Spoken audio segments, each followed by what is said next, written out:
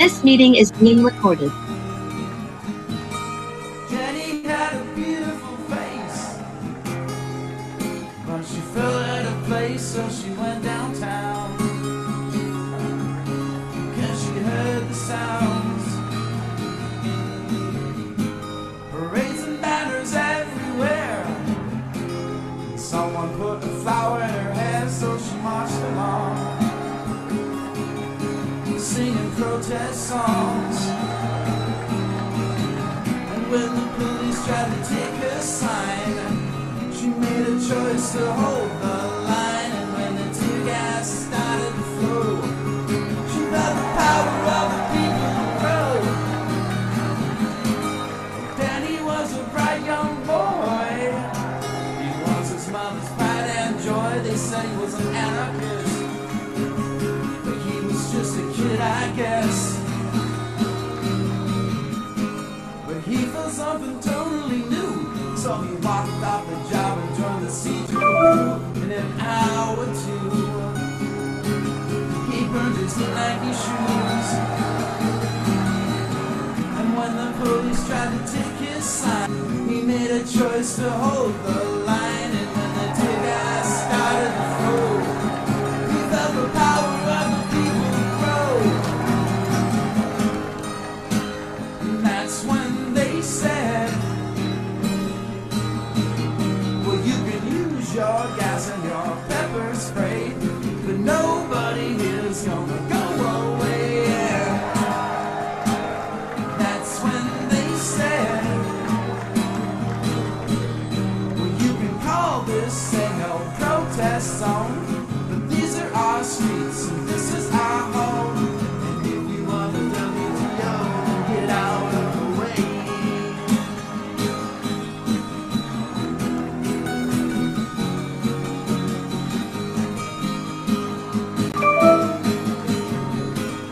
Old Mrs. Harrington said as she watched on the TV while the protesters bled, I think I've had enough. It's getting a little bit rough. So she bought a gas mask. It was a serious task, they were illegal now, but she had made a vow.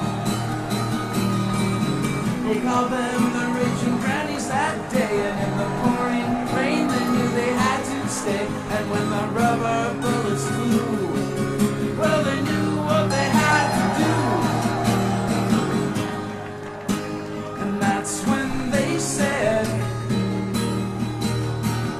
well, you can use your gas and your pepper spray, but nobody is gonna go away.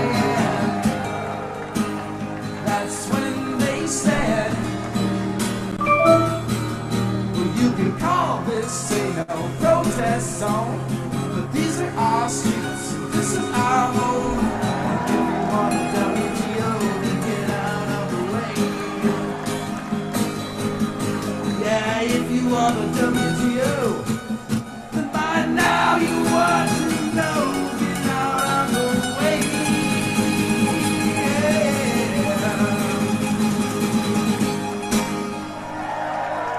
Wow, that was a really great way to open our program that we have for you all today. I'm really happy about that. I'm Cindy Peister, and the chair of UJEC's Peace, Equity, Climate Task Force. Thank you all for showing up. Today we are going to be joined by Mark Taylor-Canfield and Sally Geller to address defending our First Amendment. So why is this relevant to our org's focus on peace, equity, and climate? Well, because the First Amendment calls for the freedom of speech and the freedom of the press, which is essential for the public to get the news on what's going on these topics of climate, militarization, wars, and so much more. So Mark and Sally's presentation will be on current threats to our press freedom in the U.S. and information on World Press Freedom Day as designated by the UN. Mark's presentation is just, we're so fortunate to have him. He is a journalist and a musician in Seattle. He serves as the executive director of the nonprofit news organization Democracy Watch News, where he focuses on issues related to freedom of the press.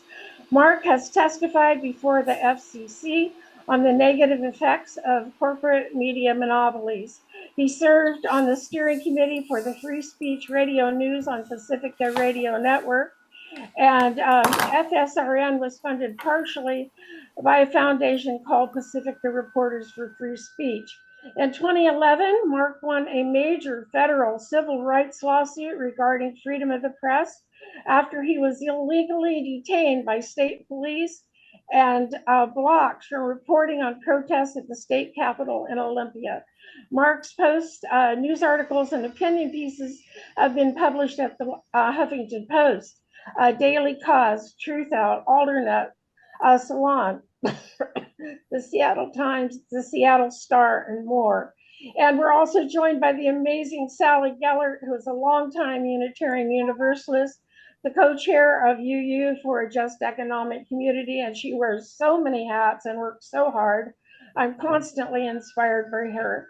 She's very active in most of the UU Faith Action New Jersey issues-based task forces. She maintains Occupy Bergen County's social media presence. She's also one of 3 hosts for Pacific Radio's WBAI radio show, Ecologic, which is out of New York City. And during these very challenging times, she has recently been elected to Pacifica's National Board of Post Pacifica itself. So with that, Mark, I'm going to turn it over to you, and maybe you want to harken back to the video we just watched and tell us a little bit about that, and then the floor is yours. Hi, thank you everybody for joining us today. This is a really important topic, so I'm glad you're all here.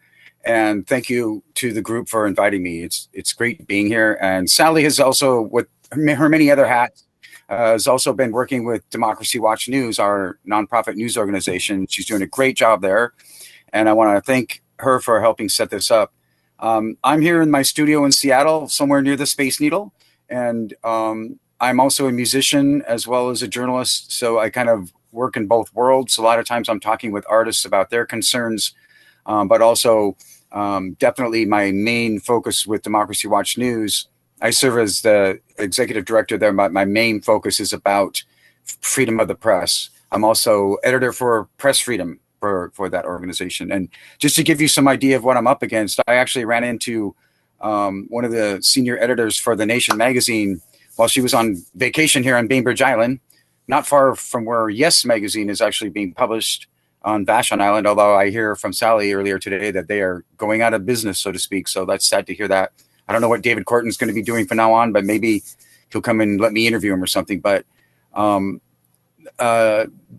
there is a group of people here who have been trying to keep media going in the right direction. One of those groups was called Reclaim the Media, and they did a lot of work. They would wear TV heads. They would put television heads on their head and walk around at the FCC hearings and try to get people to talk about media monopolies and why they're so detrimental. And I can address that in a second. But there are a lot of reasons that people don't want to talk about this. But I met one of the senior editors for The Nation magazine while she was on vacation here in Bainbridge Island. And I told her that I was editor for Press Freedom for Democracy Watch News. And she just looked at me like shocked and said, what exactly would an editor for Press Freedom do? And that tells you what I'm up against, even with progressive magazines and other news outlets and networks. They really are not very aware of what's going on in terms of press freedom, at least up until this year. Now we have a situation where the Trump administration is openly anti-press. So hopefully their eyes are being opened again, and people will hire editors for press freedom instead of, gutting the newsrooms like they've been doing over the last 10 years. So yes, I testified before the FCC. And one of the things I testified about was the detrimental effects of media monopolies in the United States. And that was when Commissioners Copps and Adelstein, who were Democrats, were on the commission, and they were holding independent hearings about media monopolies and corporate media ownership consolidation is the technical term for that. So what it means basically is that one corporation can own 6 or 7 radio stations and a couple TV stations in your district, in your part of the country, in your city. And so I testified before the FCC. I brought up some information that was garnered from their own commissioned academic studies at major universities, including the University of Delaware and the University of Michigan, where the findings concluded that some of the findings concluded that the increased corporate media ownership consolidation results in less female and POC ownership of media. It also results in less local media coverage in whatever part of the country you're living in. So these are things that I brought up, and the commission claimed that they had never heard of these studies and didn't know anything about them, even though they had commissioned them. So it turned out to be quite a scandal, and I believe Senator Barbara Boxer followed up on it and confronted the FCC about that after I brought it to everyone's attention, partly through reporting on the Pacifica Radio Network, that, you know, I had the reports in my hand, as so to speak, and yet they claimed that they didn't know anything about them. And that goes way back before the Trump administration. So we have a practice and policy, as they would say, on the FCC of favoring corporate media monopolies. Now that you have the anti-Trump administration in the White House, however, they may try to block some deals that normally the Republicans would be all for, because for political reasons, you know, by networks such as we have CBS, you know, and Paramount trying to do a merger right now, Skydance. So they're like under FCC scrutiny right now. And at the same time, Donald Trump is suing CBS and 60 Minutes for $20 billion, which is completely unheard of and completely just unprecedented in any way whatsoever. So clearly the lawsuits against the major news networks that oppose him are punitive in nature, and they're being done for political reasons. He also sued ABC News. They settled for $15 million. He even sued Meta, you know, which is surprising since Zuckerberg seems to be kind of on his side politically, but they sued Meta for $25 million, and Meta also settled. So you have a precedent now. By the way, they're currently in negotiations with CBS News over this $20 billion lawsuit. Meanwhile, Bill Owens, the executive producer for 60 Minutes, resigned, saying that he is no longer able to practice journalistic independence on that network. So you see part of what we're up against here. And my new article at Democracy Watch News, which is democracywatchnews.org, is going to explain these lawsuits and how they've had a chilling effect on the media. It also goes into things like reporters having their cell phones and other electronic devices searched at the borders now. And that's a DOJ policy now that they have reinstituted after it was set aside during the the Biden administration. There are other things that are affecting press freedom in the United States right now. But when I was asked recently what the number one problem was, I used to say media monopolies. And you can read my Truth Out article about that, about last year's and the years before ranking on the World Press Freedom Index. But we are facing serious problems where democracy and freedom of the press are under direct threat by an authoritarian administration. So that's the background. World Press Freedom Day took place on May 3rd. And for me, that's sort of the focus of my entire year as a journalist, because I spend a lot of my time trying to lobby members of Congress, other media, and other journalists to report on the loss of press freedom in the United States. I can give you a report right now that this year is not much better than any other year in terms of getting a response to that. You would think after Trump has specifically attacked media, called it the enemy of the people, and done all these punitive measures to try to repress the press, including banning, Associated Press news reporters from the White House briefings. You would think that the media in the United States would be talking about press freedom. Some of them, I think, are trying to cover themselves now and not stand out so that they don't get these lawsuits. So they're acquiescing. Others, I think, are still not aware that on May 3rd every year, the rest of the world celebrates World Press Freedom Day as designated by the United Nations, UNESCO holds a major conference this year in Brussels, although in the past it's been in New York City at the United Nations there and other countries. This year it's in Brussels, but it's part of a series of conferences that take place around the world. The United Nations usually makes a statement about the importance of press freedom around this time of the year. And part of my job this year was trying to talk members of Congress and their staff into making a public statement on World Press Freedom Day about the importance of press freedom in the United States.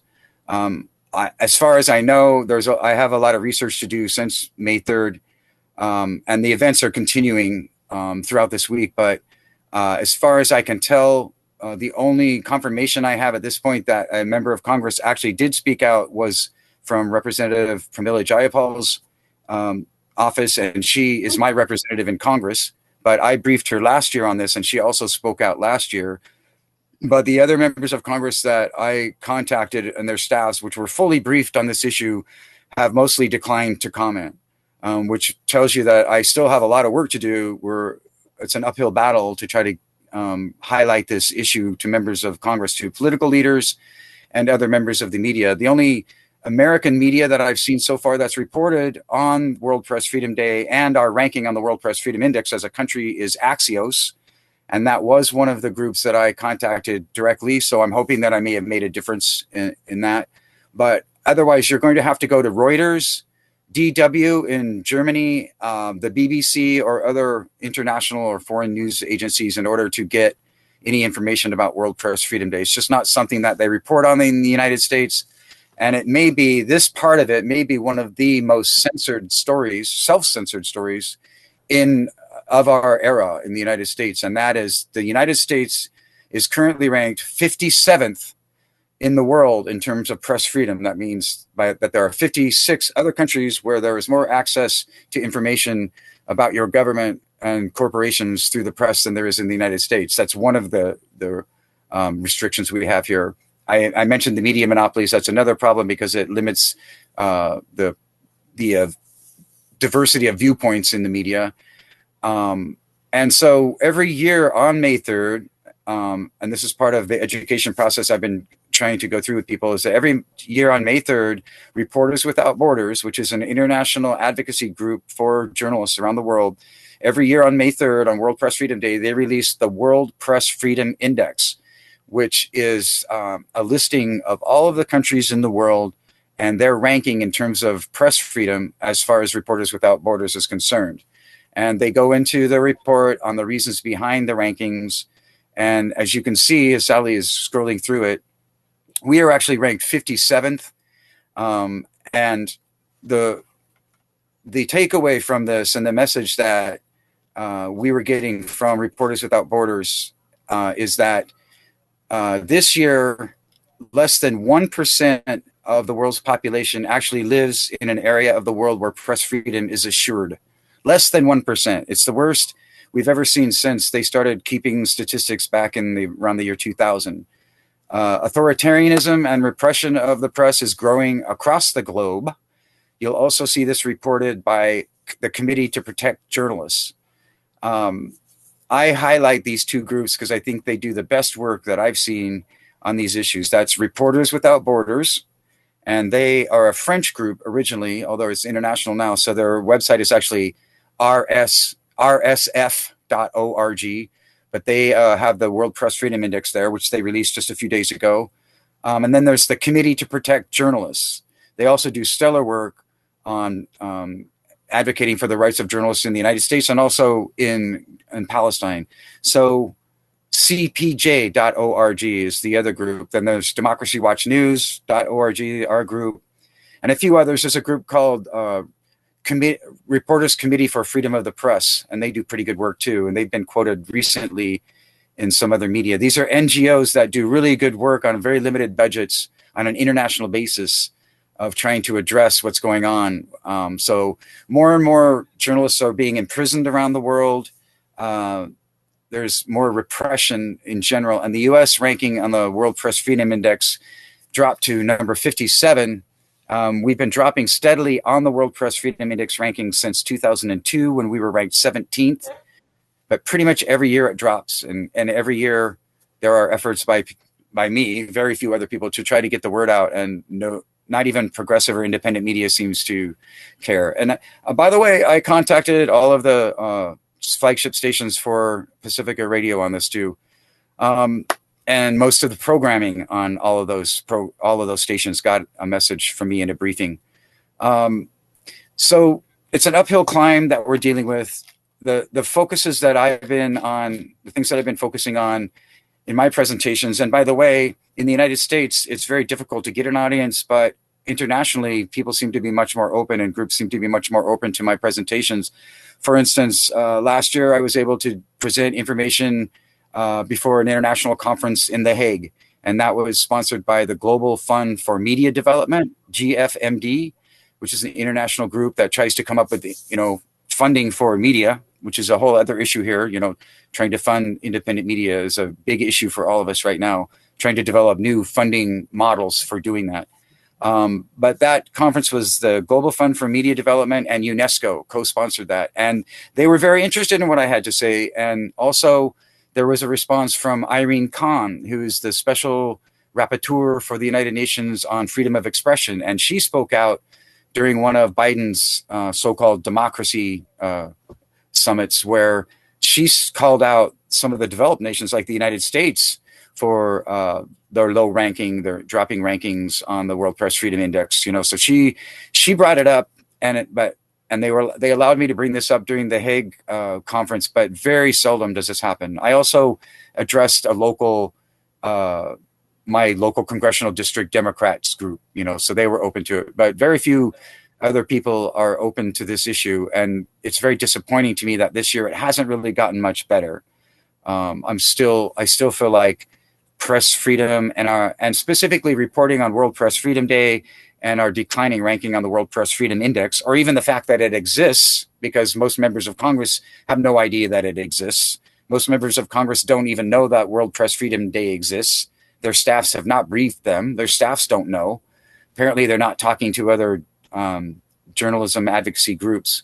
But World Press Freedom Day, declared by the United Nations May 3rd every year, our decline on the U.S., the United States' decline on that press freedom ranking is a very serious issue. And I believe that it is the obligation of every reporter, every journalist, every news editor and publisher and producer needs to be reporting on this. It's our obligation. We are the press, and if we're not going to stand up for freedom of the press, then no one will. So it's our job to be the front line on that.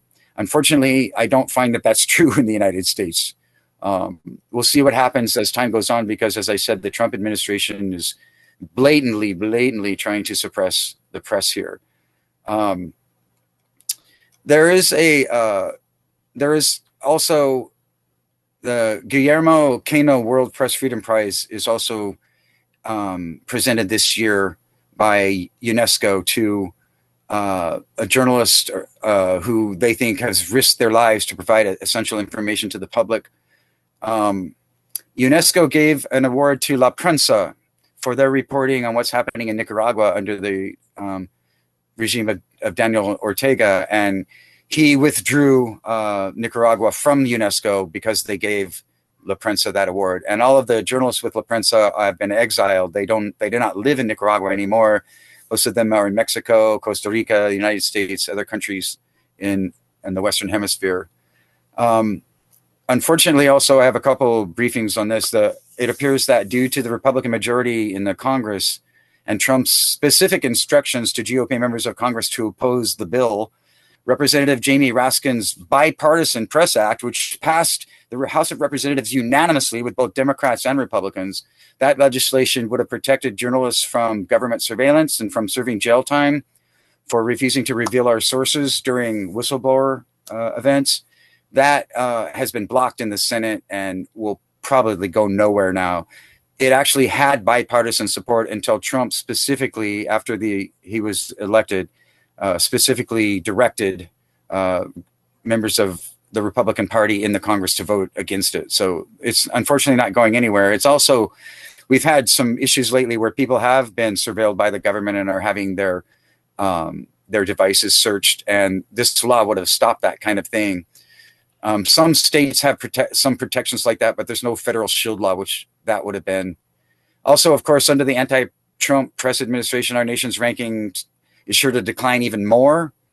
And as I said, it's one of the most censored news stories of our times because most news networks will not report on it. And you can tell me why, because they give me no explanation. They just say, we're going to pass on this, if they say anything at all. So you can imagine that, this is just hypothetical speculation that maybe they're afraid that reporting that we're 57th in the world in terms of press freedom might undermine their own credibility as news networks. I'm not saying, I'm just saying, as they would say in New York City. But nobody's talking about our declining ranking on the World Press Freedom Index, except for Pramila Jayapal. I mean, nobody. There's no one in the Congress. There's no one in the active political parties talking about it. Even the alternative candidates for president this year, we're not talking about it. None of the alternative parties talk about it. The Green Party doesn't talk about it. But according to Reporters Without Borders, there are now 56 other countries where there's more press freedom and it's more protected than in this country. So I have, if anybody's interested, I do have a list of the specific members of Congress that I contacted. But I found myself being a lobbyist, but for a good cause, right? My whole job was to try to get meetings and try to get phone time with the members of Congress and their staff and to try to shame them into reporting on this. But as a conclusion to my report, I need to talk about something that's really important, and I should have mentioned it as a preface as well. The deaths of Palestinian journalists is just unprecedented what's going on. The Committee to Protect Journalists reports that, and this has probably been updated since I checked this. So the Committee to Protect Journalists, cpj.org, has a running total that they update on a daily basis. But as the last time I checked, they have confirmed that 176 journalists and media workers have been confirmed killed during the war on Gaza. And victims are almost exclusively Palestinian reporters and media workers.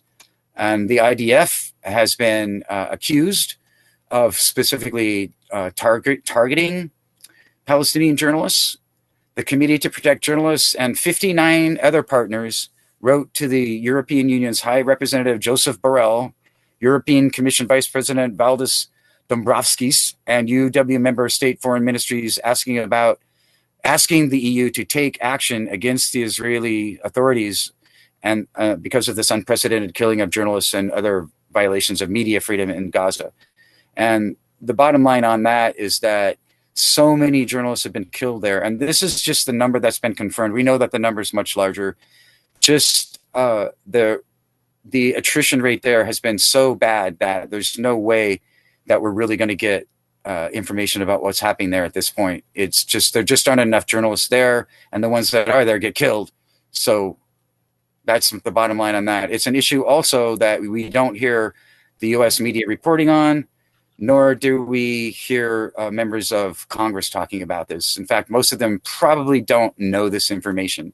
So you see what I'm dealing with. It's a world of ignorance out there when it comes to press freedom, when it comes to the rights of Palestinian journalists, and when it comes to the fact that World Press Freedom Day even exists. So now you are among a small group of people in the United States who actually have been briefed and know this.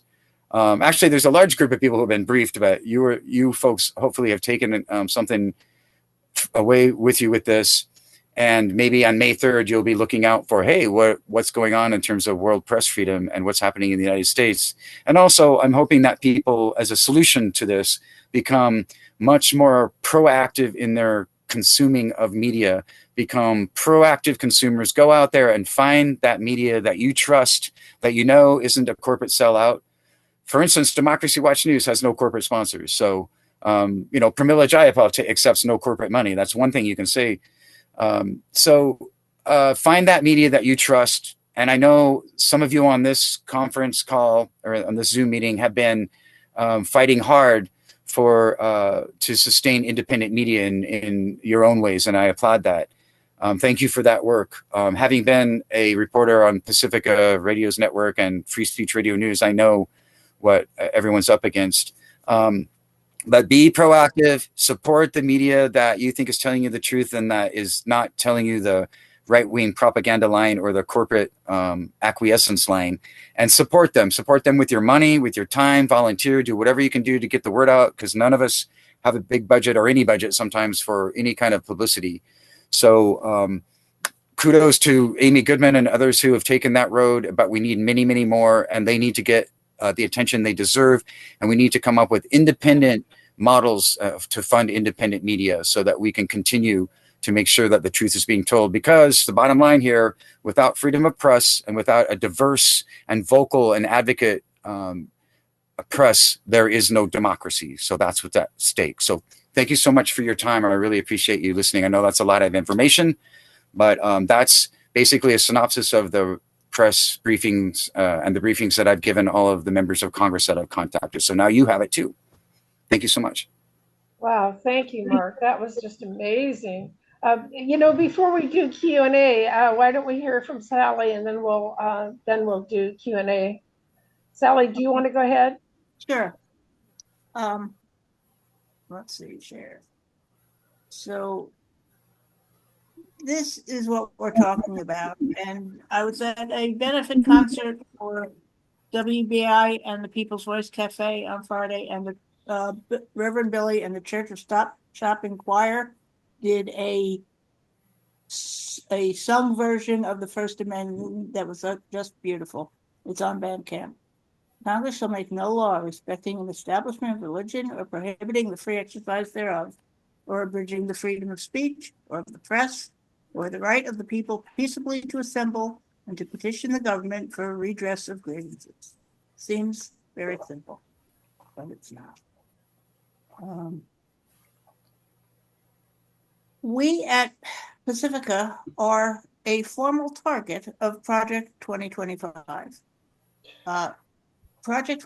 Trump has disowned Project 2025, but he is surely putting it into action. If you look at what's happening, it is directly out of playbook. In fact, the current commissioner of the FCC, Brendan Carr, wrote the Project 2025 chapter on the FCC. So, yeah. In fact, I've got the this stripping public funding would, of course, mean that NPR, PBS, Pacifica Radio, and the other leftist broadcasters would be shorn of the presumption they act in the public interest and receive the privileges that often accompany so acting. They should no longer, for example, be qualified as non-commercial education stations, NCE, which they clearly no longer are. NPR, Pacifica, and the other radio ventures have zero claim on an educational fund, the original purpose for which they were created by President Johnson, and the percentage of on-air programming that PBS devotes to educational endeavors such as Sesame Street, programs that are themselves biased to the left, is small. And he goes on. It's, we at BAI call ourselves the University of the Air. Ecologic talks about environmental information and presents things that you don't hear elsewhere. The mainstream media, we know how they're caving in many cases to the demands. This is not as the slides I'm showing are now from Media and Democracy, which is an organization that hosts on the third Monday evenings a Zoom meeting with amazing detail, lots of good information. They point out that this is not a test of the Constitution or testing the limits of presidential power. This is an administrative coup. They are removing entire departments of government illegally. We are we're worried at Pacifica. We've got our own issues there. Pacifica, stop share. Oh wait. I think you've got my. There we go. in the midst when we should be strongly fighting united as a national Pacifica Foundation against the attacks on the media, the attacks on the protesters, the student protests. And I was looking at the N30 protest there and thinking about the kids, this generation of kids protesting, for Palestinian rights, for stopping our government from spending so much money on, funding Israeli, attempts at genocide. And it's, it was bad enough what they were doing back then and what they did with the Occupy guys, but these people are being charged with felony, not just simple trespassing charges, but felonies with multiple years jail time. And where is our media? Why is this not front page news? Why are we not all, up at you go and you find, somewhere in the I want to I lost my nothing there. I lost it. No, right, never mind.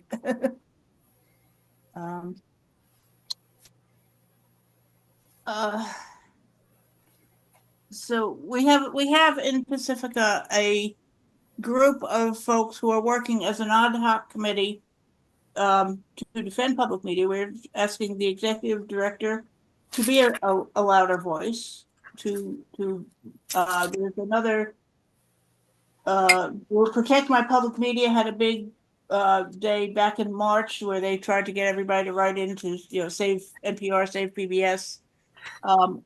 That's continuing, and we'd really like to see everybody pull together. First they come for NPR, then they come for us. It's the old story from World War II. It's like you got to there are people at Pacifica who are pretty radical. Say, oh, those mainstream liberal guys, roll their eyes at capitalism. But if they go down, we're next. So we gotta,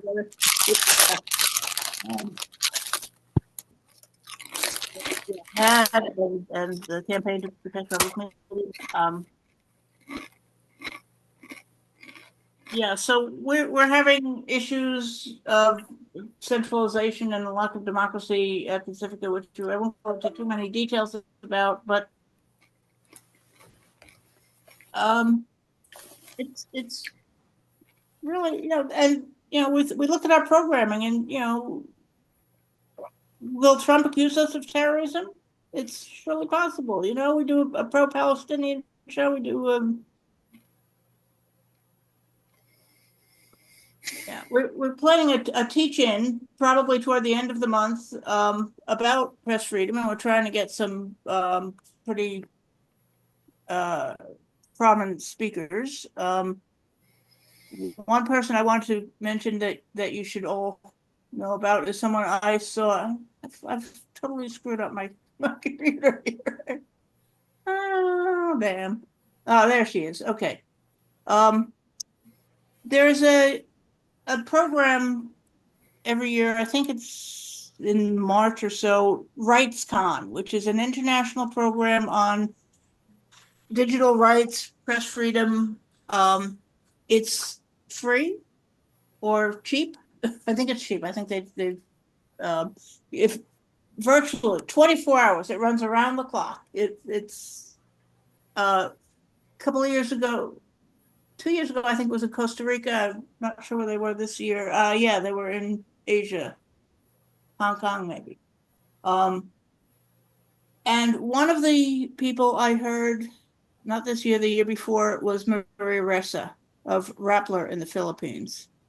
And she's, the situation over there with Duterte is just horrendous. She was the 2021 Nobel Peace Prize laureate, one of two. She had the largest news group in the Philippines, managing more than 1,000 journalists for 6 years. Before that, she focused on investigating terrorism in Southeast Asia as CNN's Jakarta bureau chief. She opened CNN's Manila bureau, wrote Seeds of Terror, an eyewitness account of Al-Qaeda. Here's a photo of her in 2019. after she posted bail at the regional court. She was jailed more than 10 times in 1 year under Duterte. She said, I feel like what I'm living through today in America is like deja vu. She was convicted of cyber libel in the Philippines. She's teaching at the School of International Public Affairs at Columbia. He was arrested and is in jail at The Hague. The moves by the current Trump administration parallel the dismantling of Philippine democracy under Duterte's rule. 72% of the world's population lives in autocracy, up from less than half of people just 20 years ago. It depends on Americans. This is a lesson we learned in the Philippines. The rights you lose today, you're going to have to claw back with much more than you had if you were to hold the line today. Where America goes, we take the world. You give a bully a finger, they take your body. She is so on target, and her current book is How to Fight a Dictator. I don't recognize my country. I don't recognize, I think I grew up with myths, but I didn't realize how mythological they really were. It's the power struggles and the takeover of our institutions is crazy, and we need to do all we can to fight. I'll just leave it there.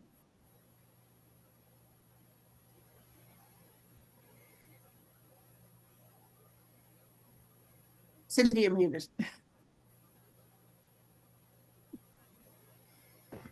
I just want to thank both of you, Sally and Mark. You really are heroes in a time that we're living in now. And everything that you do, putting yourself at risk to get the word out to the public about whatever the issue is, whether it's Gaza or something, the things that are going on right here in the United States at every minute. So thank you very, very much. I mean, Mark, your talk was so wide ranging. What you've done is so impressive. And Sally, I know you've been working at BAI for years doing this, and you cover all the controversial stuff. You don't shy from anything, and you're standing up while we still can stand up. So thank you so much. Does anyone have any questions or comments? Well, I was going to comment. I worked for the Des Moines Register and Tribune newspaper, and when I started, they owned two other media. A radio station and a TV station that started in 1935, and they were forced to sell it in 1974. Which seems weird that Nixon would force them to sell it, but they did. Now, the Des Moines Register actually reported a lot about the Watergate scandal, so maybe that was retaliation. What I'm saying is that things can change. Just because they've consolidated the media doesn't mean we can't go back and force them to divest of monopolies. Yeah. And we have the precedents. Yeah, there are some good antitrust court cases happening now with big tech. Google has lost a couple. Apple lost one recently to open up their app store. So surprisingly, even in the new administration, antitrust is okay for now. I also want to thank you for your kind words, because I think it is kind of a thankless job a lot of the times. Like there's a lot of reporters and activists out there that are working really hard and been working all their lives on some of these issues, but nobody ever gives them a Pulitzer Prize, or you're never going to read about them in the New York Times. So it's nice to hear that somebody appreciates what we do occasionally. It really does help. So thank you so much for that. And in terms of media monopolies, I think all I can say is that it's been an issue for a long time. And one of the reasons before Trump was elected the first time, that was the main problem, I think, that Reporters Without Borders was pointing to as lack of diversity in the United States in terms of media was the media monopolies, just the gatekeepers. It's really difficult for independent media to get funding and to get the word out there. We have a mayoral candidate, Katie Wilson, who's running for mayor here, who has some ideas about doing what we've done in Seattle in terms of democracy vouchers, which is public funding, but you get to decide how to spend it. So what we could do under her plan would be to create a community pool where people donate a little bit of money, maybe $10 or whatever. And then each person has a share in deciding where that money goes. So if you have independent media that you think deserves support in your community that's not getting it, you could, as a group, co-op sort of situation, pool resources to do that. That's one idea. But it is something really important. I think finding new funding models is really important. Right now, I see a lot of different media trying different things, but nobody's really there is no one kind of answer to I think making sure the independent media gets heard. In the United States, I think we just have this corporate mentality in the media where they want to run everything and own everything. So just to give you some idea, Clear Channel is now called iHeartRadio, but they used to be called Clear Channel, and they bought 880 radio stations across the country. And then you have Westwood One, which has affiliations with over 1,200 radio stations across the country. And then Cumulus owns 330 radio stations. So just within the radio itself, there's a huge corporate monopoly system going on. And so in Seattle, as much like other cities, you can walk into the Intercom building and you'll walk by the Country and Western booth where they own that station. And down the hall is the Rock and Roll station. They own that one. They also own the Right Wing AM talk show station and the more moderate, talk show station. So, they don't care, like, they're not really invested in any particular kind of format, as long as it's making them money. And that's one of the issues I think the FCC really needs to look at. But unfortunately, the Republicans on the FCC have always, at least as long as I can remember, have been really pro media consolidation and ownership. They seem to love that idea. Now, if it's going to be a network that opposes them, you might see them change their stripes in a very hypocritical way. But that's possible. Thank you, Mark. Moji Akai, would you like to speak? Yes, hi. Thank you, Sally. And thank you, Mark. I'm from Iran, and I'll just tell you one little story. I was in about 10, 12 years ago, I was looking at trying to help organize the civil society inside Iran. And one of the people with whom I spoke through somebody, because he had been arrested. He was a journalist, prominent journalist. I will not name him because that can put him in danger. And I asked him, how can I help the civil society in Iran that is extremely crushed by the regime, to the delight of Netanyahu, by the way? How can I help you guys? And he said, rather than organizing the civil society, become a medium. We need voice. And so I've been thinking about how to help. And in this country, I am a dual citizen, naturalized citizen, except that I'm afraid now as a result of being vocally against the genocide. Is it okay? Am I talking too much? No, please finish. No. We want to hear what you have to say. Because I heard somebody perhaps objecting. So anyhow, I thought, okay, in Iran, the civil society cannot be organized because of the repression of the regime. In this country, the civil society has certain amount of freedom, except that we are extremely fragmented. We have the more than 3.5% of Erica Chenoweth, the 3.5% lady. We do have more than it, except we are systemically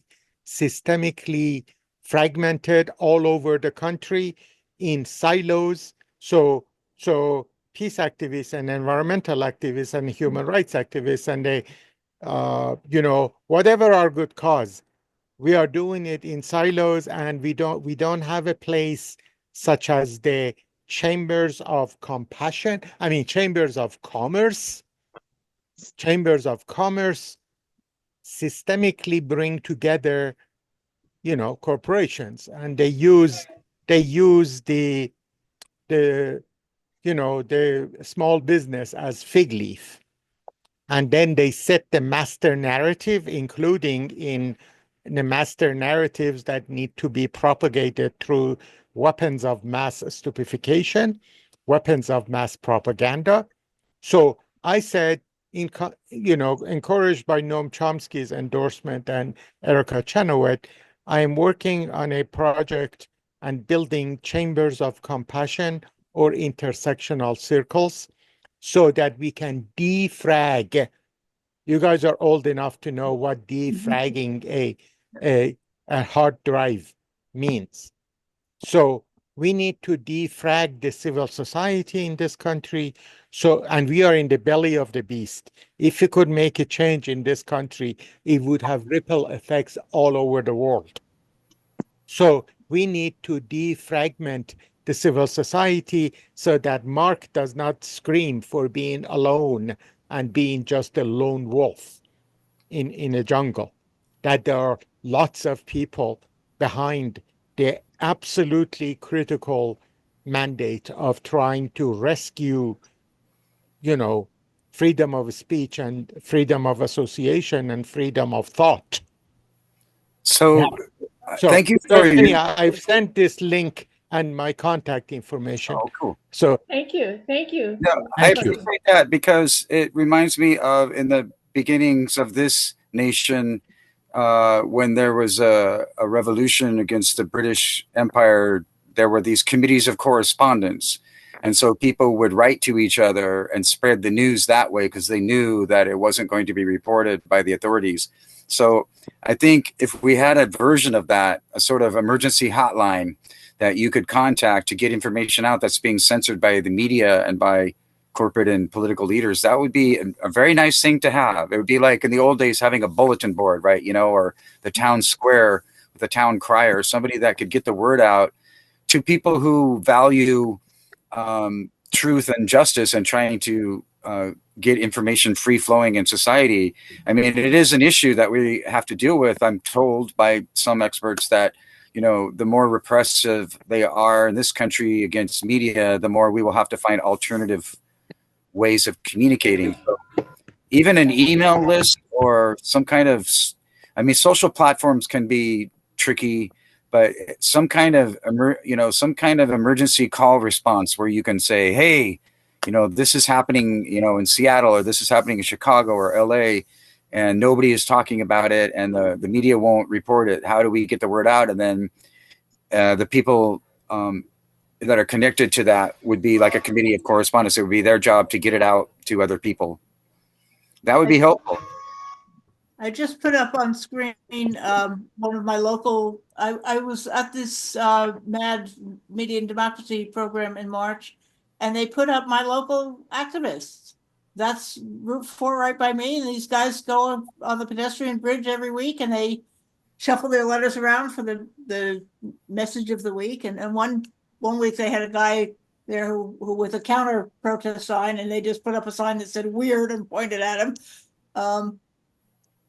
Yeah, so little ways of connecting with your own community. Matt has a list of local media outlets that I wasn't able to find, but if you hop onto one of their posts, they've got a whole database of like who are the local independent media that really need support. Sally, you had your hand up before. Just to show that spoke. they didn't, yeah, no, I wanted to show the Visibility Brigade. That was so cool to see them show up in this national program. It's like, yeah, guys. I'd like to ask either one of you. I mean, we saw what happened with Julian Assange, and we've seen the U.S. is complicit in the war in Gaza and in Palestine. I mean, I'm shocked. I'm absolutely shocked at what you had to say, Mark, about media people being surprised that there's repression. I mean, as someone who's been protesting most of my life, and I imagine some of you in this room are also in that group, I mean, you never get the right numbers in the newspaper. You never get the coverage you need. You never get it. And so it's shocking to me that anybody would begin to deny that that hasn't been going on for years. My thought is, and I wanted to ask you specifically about this, Mark, do you think it's possible that these people that are denying it are really just trying to cover and not admit so that they can keep having their connections and not be challenged? Well, that is a big problem within the Beltway, especially getting access to power even before Trump meant, not rocking the boat too much. You want to get invited to those cocktail parties where you can when you want to get the interviews with, the powerful people, you can't piss them off too much, right? It's all about access. So that is an issue. Part of it is that they are literally ignorant. I mean, whether it's our education system, I kind of blame our education system and our media here for not educating people in the way that they should. I feel like everyone should know, the Bill of Rights by heart and know exactly what democracy means, or have some, very clear concept of it. Apparently that's not the case. And so there's also within the media, this is just my point of view, so I'm only one person here, but I've always noticed this, both a sense of complacency, which you can find also in the general society, but also some people are journalists because it's their job and they need to get a paycheck. I mean, let's face it. Some people just do the work because they get paid. Corporate media is often like that. They're not necessarily committed to journalism as a mission in life. And corporate media is very smug. Some of those people get paid millions of dollars, including the folks on MSNBC, to talk to you, so it's a high profile, high prestige sort of place to be if you're in corporate media, and people want to protect that. And in general, even in Seattle, I actually find that most journalists are not very social people. I don't know what it is, but they're not the kind of people who show up unless they're doing a news story. Like, they don't take, in my city at least, I seem to be one of the only journalists who actually just take part in the community and actually show up at public events and be where the people are gathered. I find that most of my colleagues here are very separated and isolated from society. So that's part of a problem too. I mean, if you're not really on the streets, meeting people every day and getting a sense of the community, I don't know how accurate your reporting is going to be about that community. Some of them, I think, feel they like that separation. They think either they're special somehow, or more superior somehow, or they just don't like people that much, or don't like, interacting socially with people that much. This would be especially maybe text journalists, not so much for people who are on camera. Although, to tell you the truth, a lot of people who are on your local TV news, I think they're probably worried more about their haircut, their like $500 haircut and their $2,000 suit, than they are exactly what they're saying to you. It's just a different structure. Independent media tends to be, the people that I trust the most are usually the people who make the least amount of money. And a lot of them are doing it for free, and they're completely independent journalists. My YouTube channel has no ads. And that's the one place where I know that, YouTube, can do whatever they want at any moment. But I don't do my YouTube reports for any reason except I need an outlet to say things that I'm not saying other places, And that's not true of a lot of people who are in the media. It's a profession, and they're really worried about their reputation all the time. And if, they might seem a little too lefty or biased in one way or another, although there's definitely a lot of right-wing media that doesn't care, they're just openly biased. But yeah, I would like to see journalists spend more time in the community talking to people, talking to folks like you and finding out what's really going on instead of just, sitting in their ivory tower and proclaiming, what's happening in the community when they have no idea what they're even talking about. They don't know that World Press Freedom Day exists. They don't know the World Press Freedom Index exists. They never talk to Reporters Without Borders or the Committee to Protect Journalists. By the way, Amnesty International did have a webinar a couple of days ago, just before World Press Freedom Day, and they had the executive director, Lohman Fatahi from Reporters Without Borders, and they also had the executive director for Committee to Protect Journalists, and it was really great. It's the kind of thing that I would love to see on network news, which is actually a real honest discussion about real issues instead of positioning and this whole idea that you're trying to increase your ratings and blah blah blah. I think that kind of media would be great. It's more like C-SPAN, where we're just reporting what's happening rather than trying to take a particular position. Although I did disagree with the executive director for Reporters Without Borders, because I said, what can be done to get more reporters to report on our decline in ranking on the World Press Freedom Index? And he said, and I understand this is his position, I believe in freedom of the press, so therefore I don't want to influence what any reporter thinks about the World Press Freedom Index. I am more of an advocacy journalist where I believe that they have an obligation to speak out about it. So I'm not going to pull any punches and pretend that I'm completely objective when it comes to freedom of the press.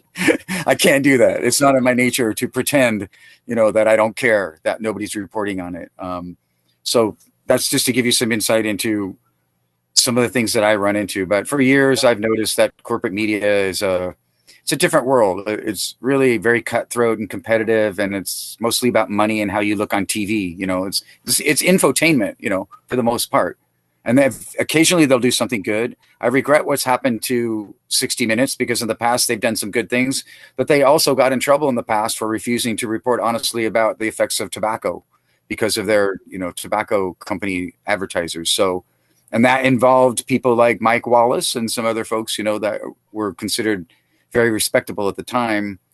But so I'm suspicious of any corporate media, no matter who they are. I do like what Frontline does on PBS.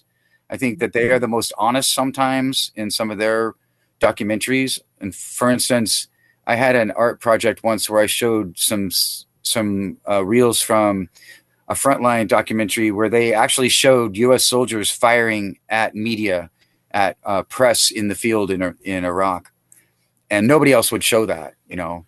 They also showed them running over people's cars with their tanks and things. So I get, that was an eye-opening experience for me. That's when I realized that, one, it's not fun to be a war correspondent. And Chris had just told me never do it because you won't sleep at night and you'll drink too much. But it just taught me that, yeah, reporters are not sacrosanct and that sometimes they are a target. There is a hashtag that the Committee to Protect Journalists has been trying to spread, and it's not a target. And it's especially in reference to what's happening in Gaza. But journalists should not be a target of any law enforcement or military or paramilitary group. They should be allowed to practice their profession in times of war and peace, wherever they feel accountability needs to be a focus. And that means in the corporate world and in the government world as well, or wherever else it needs to be. Yeah, thank you, Mark. Can I just briefly stick in here? I quoted George Orwell. Journalism is printing what someone else does not want printing. Everything else is public relations. I would say our job is to afflict the comfortable and comfort the afflicted. Sounds good. Moji's had his hand up for quite a while, and then I'm going to call on Mark after Moji. Moji? Except I had spoken one time and Mark hasn't. So let him go first. Okay, Mark, would you like to go? Why, thank you. I've got my mic off. I hope you can hear me. We can hear you. I'm Mark. I live in Austin, and I've noticed that you can tell what a medium is tilted towards. I've been a longtime reader of the Austin American Statesman daily paper, and they once had a story about how the local old time theater, the Paramount, found its Blade sign and put it up. Okay. They had a story about how the Genie Car Wash has just refurbished their sign.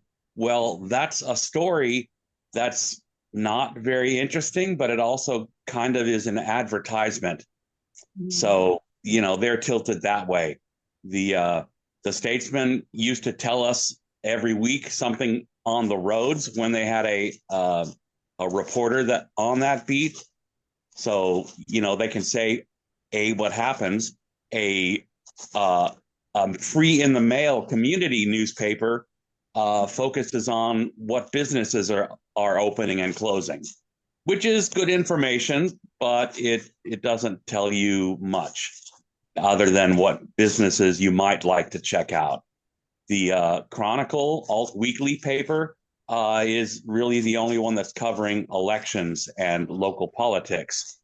The daily paper haven't given up even offering picks for who to vote for, which I found that disheartening, and I've given up that paper.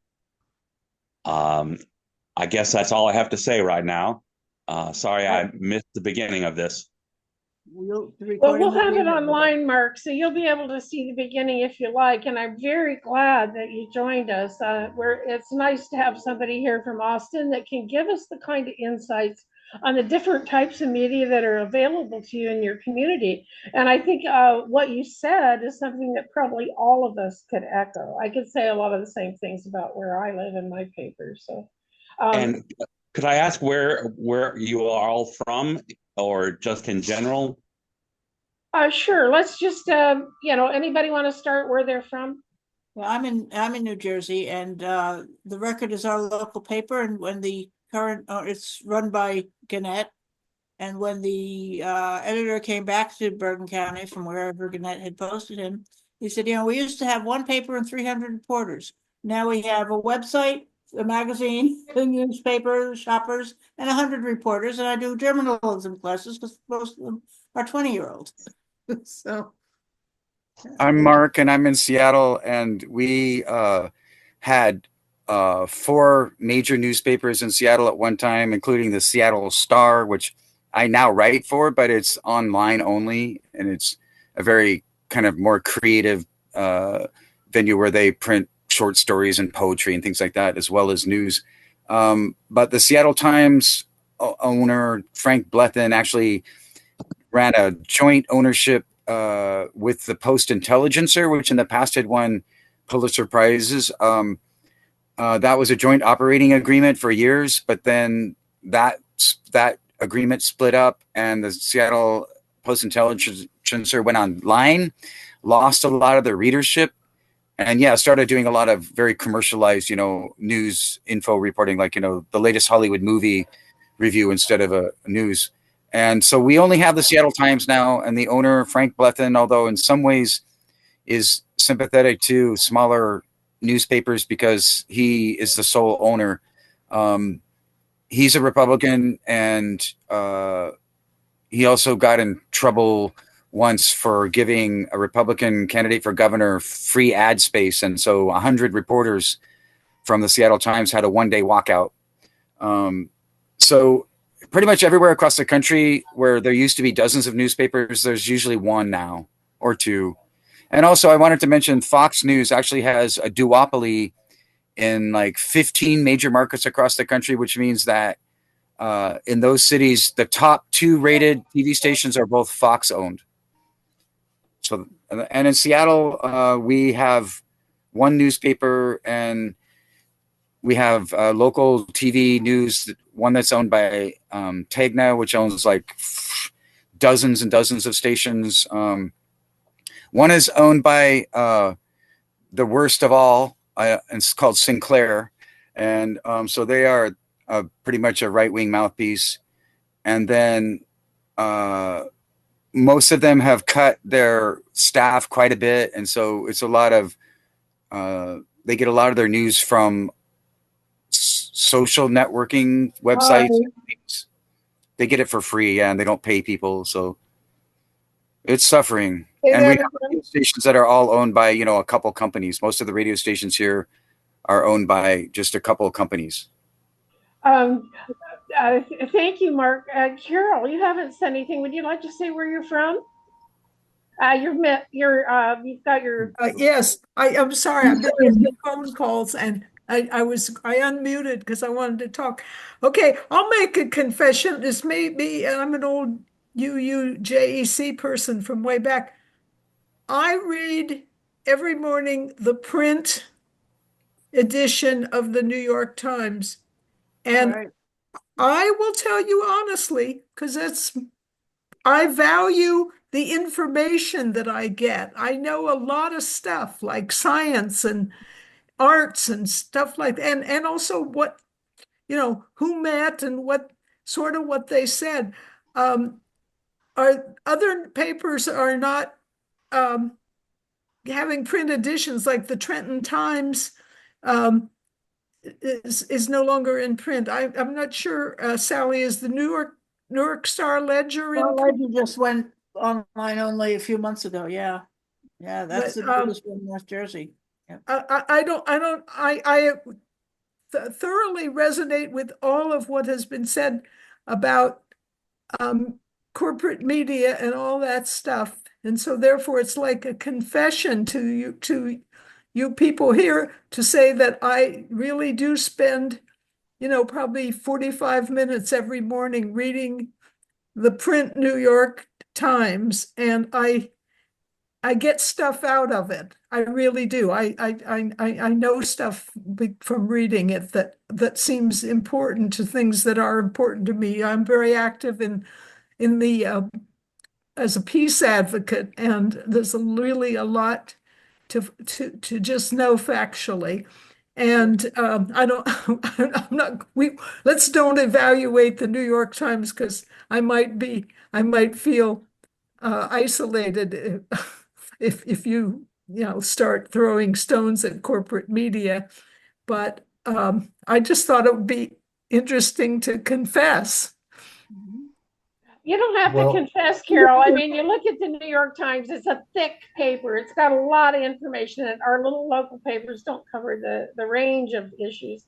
It's probably the slant, but I'm not going to get into it. But thank you. Did you say where you're from? I don't think. Princeton, New Jersey. You're New Jersey. Okay. Lynn, you haven't said a word. I'd love to hear where you're from.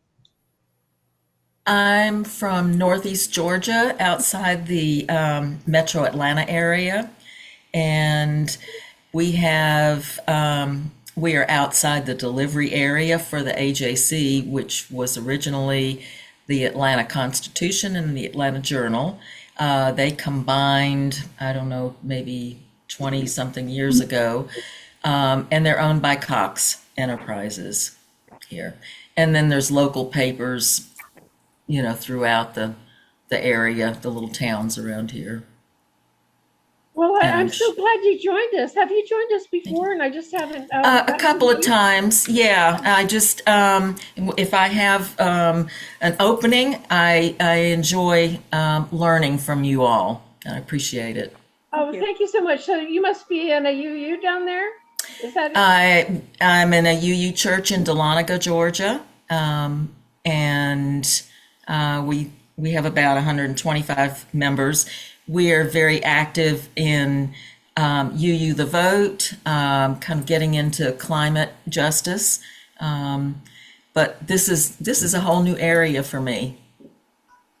Well, thank you. It's all related, because how can we do Absolutely. climate justice if we can't get media coverage? So thank Exactly. you so much for joining us. Thank you. Sylvia, would you like to say a word where you're from? No, I'm from Edmonton, Alberta. Yeah. Oh, amazing. How are things up there, press freedom wise? Well, Yeah, unfortunately, we're just above Montana, and so the rednecks have infiltrated Alberta as well. Yeah, and so we've got a wacky premier who's even talking of separation and been down to visit Trump in Mar-a-Lago. So it's very frustrating. Lots of work for us to do here in this redneck province. Wow, that's saying a lot. Are you affiliated with the UU Church up there? Yes. Mhm. Yeah. Oh, I mean, Canada has really taken the brunt in a lot of ways of our new administration, would you say? Hmm. Yeah. Yeah. But they got a liberal prime minister as a prize as a result of Trump. That's Yes, true. congratulations on your new Yeah. prime minister. Yeah. So Trump gave you a gift. Yeah. Otherwise, you would have that guy, that conservative guy, Right. the That's true. the Yeah. Trump light. Yeah. That's true. Yeah. And he went, our Prime Minister Carney went down to visit Trump, as you know, just yesterday. And Trump wasn't as threatened by him as he was by our previous Prime Minister, who, as you know, was good looking and probably Melania looked at him with adoring eyes, and so it was probably a bit threatening. So Trump likes this more subdued banker fellow better. I don't think Put we've up heard on anything. screen, before you do that, I put up on screen the Canadian Yeah. settings down from 14 to 21, but still way above the US in press freedom. Amazing. Yeah. Oh, that was great, Sally. Good to know. I don't think is Carol. Let's see who hasn't spoken. I haven't told where I'm from. I'm Oh Terry yes, Lohman. Terry, please speak. I'm co-chair for UU's for Just Economic Community, and I live in Ames, Iowa. And well, Carol, I will give you a criticism of the New York Times. They haven't met a war they don't love, and they've been facilitators in getting our country involved in war, and particularly with Iraq. They had that Judith Miller who just was just printing all the propaganda they could put out about how dangerous Iraq was, that they had nuclear weapons, which they didn't, and everything.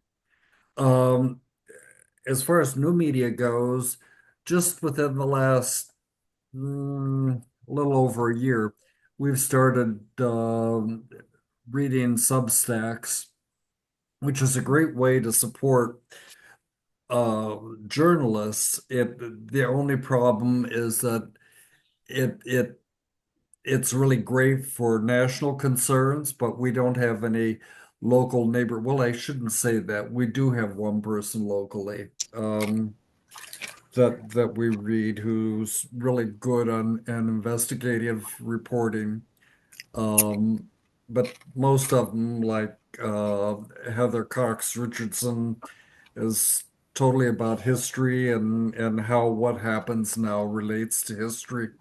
We read Paul Krugman because he knows more about the economy than anybody else. As far as being able to explain it and put it in easy to understand language. I worked for a newspaper. It was wonderful. It had the most Pulitzer Prizes after the New York Times, the Des Moines Register, and another Substack I read is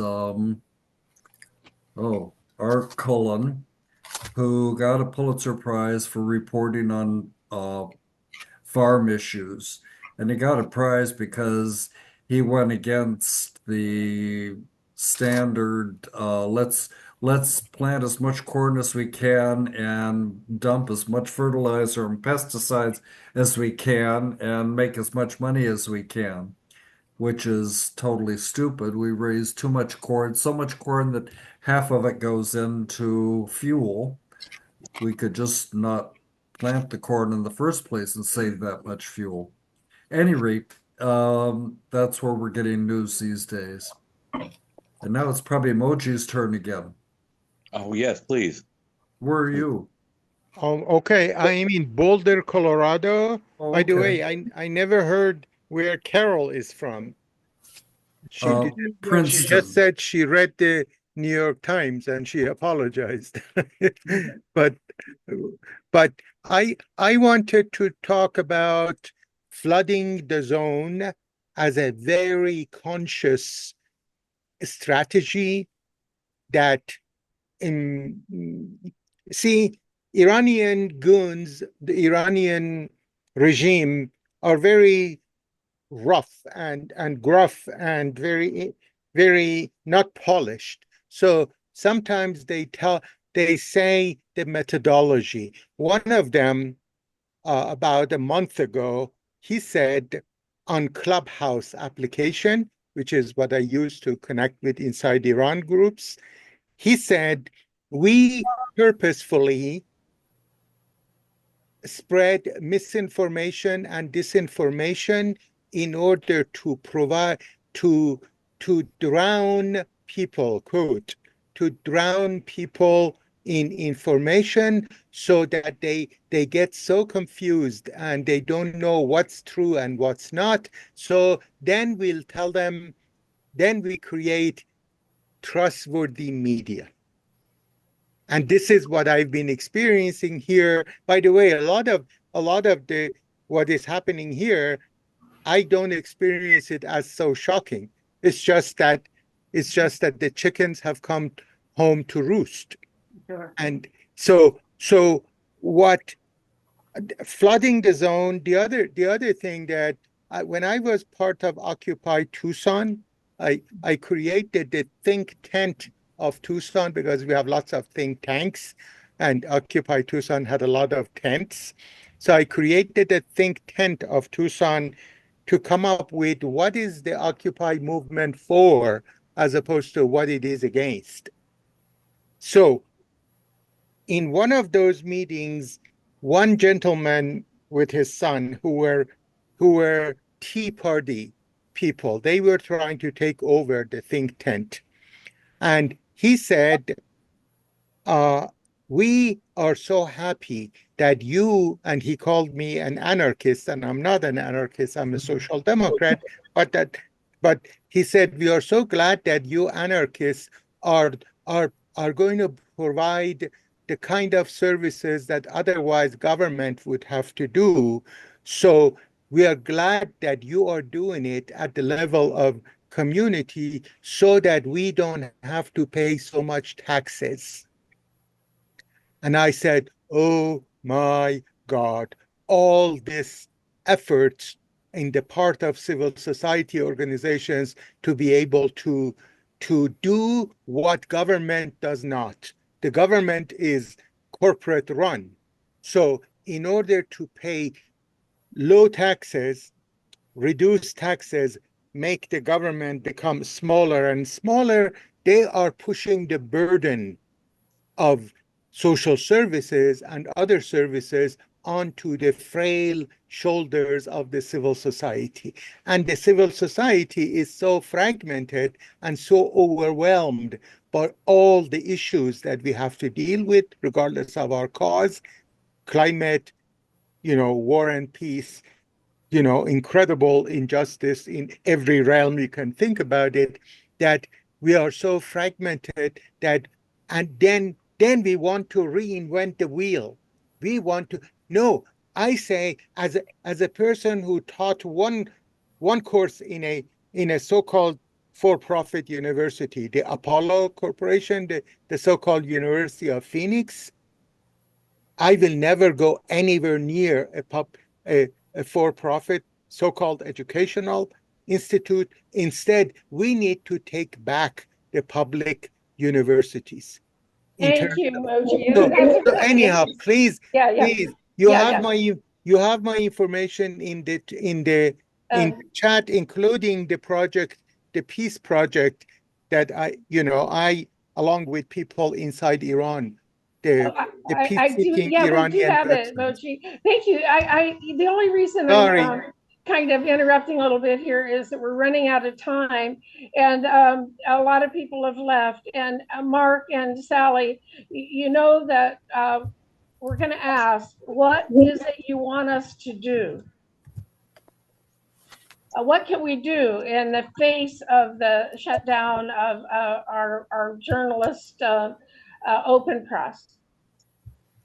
Okay, when you say you, who are you referring to? What are Well, what individuals, or are you representing a group? oh, okay. So it's just that if they have solutions, we would like to hear them. All of us here as individuals and the groups that we work with, and certainly Peace, Equity, and Climate always asks for some side solutions or some direction of how to remedy the situation that we're being presented with. Does that make sense? Yes. So Not I'll share the answer that I got at the beginning of this administration, which is be involved in your community. So that means reaching out to people who are near you and share resources of some sort, so you can figure out what's going on. Excellent. So I think I'm going to add a couple of Substacks to my reading. I will say that I'm a big fan of the Roger Ebert, who was a reporter, was a movie reviewer for the Sun-Times in Chicago. I read his autobiography again recently. For a view of the news, I watched His Girl Friday, which was Cary Grant and his ex-wife. And what that movie showed me was newspaper versus newspaper, and wanted to get the big story. At the same time, they had a political view. They were supporting their mayor against the governor, and they also mentioned the system of local government wards, which is something from the past, which you may be familiar with. So it was interesting how they showed what's going on behind the scenes in the newspapers and what they were doing to be on top. Oh, I love what you said. Share resources. Be involved in your community. We're down to 4 minutes. Sally and Mark, do you want to give a synopsis of what you want us to do? Join the Media and Democracy calls on the third Monday. From them, guerrilla messaging. Just do it in real life, not digital. T-shirts, flags, buttons, stickers. Be out there and speak up. Okay, listen to Pacifica Radio. Self-running plug.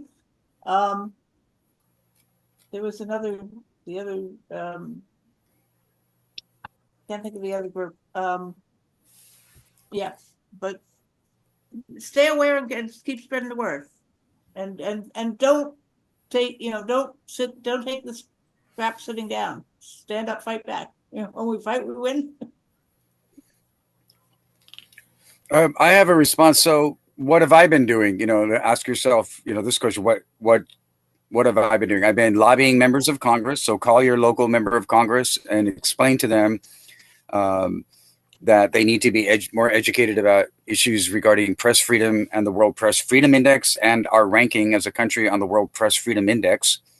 Very simple ideas. Anybody can understand that there is a day called World Press Freedom Day, and that should be a focus for government officials and journalists in the United States. So there's always your local representatives. I wouldn't stop at Congress. I would talk to your city council, assembly, members of the assembly, whatever you call your local governance, even on the county level and the state legislature. Those people also need to be educated. A lot of them are overworked, especially right now, because everything's getting cut, so they're freaking out about appropriations and things and how to fund things. But also contact media. So contact the New York Times and tell them, write to their editor and tell them that they need to be reporting on World Press Freedom Day and the United States' ranking on the World Press Freedom Index. If you go to Democracy Watch News, say later, like next week, you'll see my article. I'll try to get it up in the next couple of days, but you'll see my article, which outlines the kind of things that I've been doing, and just emulating some of that helps. There needs to be phone calls to members of Congress. There needs to be phone calls to members of the media, and they need to hear from people, because it's just possible, that hearing from a representative from an NGO like I do, they may consider me biased and not be as interested in, because they think I have my own agenda, but hearing from members of the public actually might be more effective and would also help amplify and support some of the things that I and other people do. And as I said, I just saw an Independent Lens pop-up event at the Teaneck Film Festival, free for all, about the history of public libraries and book bans that are coming back and so forth. Support your library. Yeah, and as I said before, support independent media. I mean, there are two options here, and both are good. One is to support an independent media that you feel you can trust. That doesn't mean, I don't mean don't read the New York Times. The best thing for me is to have a wide array of information sources, including the New York Times. But what I object to is the fact that in other countries I visited, when you go to the newsstand, that this is the socialist, newspaper, this is the right-wing newspaper, these are the conservative people, these are the liberal people. And you can see a direct difference in the way that the reporting is done. So if you are media literate, then you understand that this source has this particular bias. And that's okay. In my world, that's okay to have a bias, as long as it is, people are aware of it, and that it's honest, and that you have more than one voice in your society, so that if you do have a right-wing newspaper or right-wing radio or TV station, you also need to have the left. In this country, unfortunately, we don't have that kind of balance or diversity for the most part, because public media is not as strong as it could be, and independent media can't find a way to fund itself or get the word out there about what it's doing. So it's got to be partly a grassroots movement. That's the only way. And people just have to be constantly reminded of these things, because we're all used to just tuning into, corporate media and being programmed, unfortunately, for the most part. But just make it known to people that the importance of independent media and diversity of media. It's really important that there are a diversity of views out there, and the current effort is to stamp out any kind of diversity. So any chance you get to speak out at a city council meeting or a public forum of any kind, writing letters to editors and magazines is always good. I would suggest that some people start contacting progressive media and asking them, like Mother Jones and other, folks, like, why are you not reporting on World Press Freedom Day or the ranking of the United States on the World Press Freedom Index? Because they do a really good job on other issues. But all of those media outlets need to hear from people. The Atlantic, all sides of it, from USA Today to your local KPFK, Pacifica radio station. I didn't get a very good response from the Pacifica network. Nobody's really talking to me, even though they got all this information. So that makes me wonder, what are they doing? Are they just really distracted, by other issues? We've got the New Day folks versus these old school Pacifica. It's messy over there right now. And there are those who feel that the New Day crowd is trying to give over the network to the establishment liberals. The Democratic Party in California is quite strong. And I'm obviously I'm mistaken, but I just assumed that so-called progressive media would be the folks who would be most interested in the subject, and I'm not finding that that's true. So I'm just curious about why. I know they're overwhelmed, but then again, these are the same organizations that I contacted a year ago, and I'm still not getting a response. So like, okay, what do they do with those emails? They just read them and go, okay, I don't want to think about that, because at least they could respond and say, hey, I got your email. Thank you for the information. But no, you don't even get that. You get like nothing. Media and Democracy Project's local directory, local journalism. Anyway, I'm trying to click on it to find the. By the way, I also contacted Amy and Juan and I know one of the producers, Dennis at Democracy Now. So they could have said something about World Press Freedom Day. Now, did they? I don't know. Maybe they did because I haven't checked, but I didn't get a response. So I called and I also sent them all the information that they needed and didn't get any response, no feedback. That's the problem too, is that it's not only that people aren't reporting it, it's that there's no response at all. Why? I don't know why this link is not seeming to work to go to the directory. Here, I'm trying to show you their local journalism directory, and I saw it on their poll. It's a whole list, state by state of. Can you put that link in the chat so I can copy it? I think I may have done that. If not, I will do that. Yeah, I would appreciate that. Stop share, and I can find the chat. I see Moji's information is up there. Yeah. Thank you for sharing your information, Moji.